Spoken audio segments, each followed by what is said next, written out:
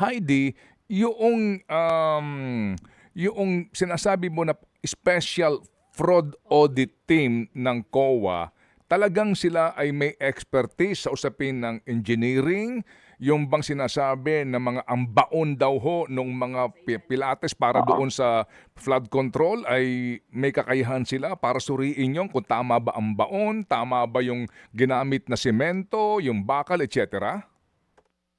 Meron 'yan. Pero linawin ko lang yung ano, no, kasi medyo maganda yung pagka-ano mo ng question, ano.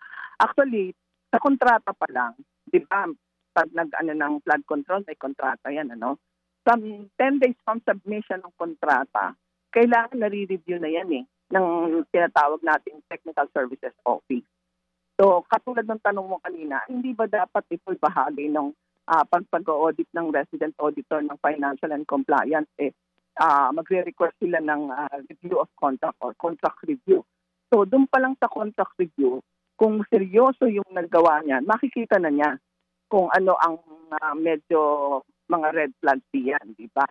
Pero hindi pa yan pwedeng magsimula dahil kumbaga bitin pa, wala pa yung execution. So pagdating sa Fraud Audit and Investigation Division, meron silang mga expertise na ganyan at pwede silang mag-request.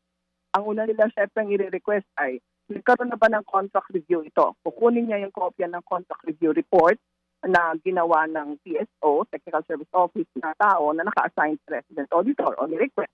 But at the same time, yung Fraud Audit Investigation Office, meron din silang mga engineers na nasa office nila. Kung kulang ang office nila sa mga engineers, pwedeng mag-request sa Technical Service Office para mag-contact ng tinatawag natin kasama na yung hindi lang yung contract review kung hindi yung inspection. Pero aminin natin, gaya ng sinasabi ko, ito yung kakaibang panahon, dapat tulong-tulong. Alam mo kung bakit?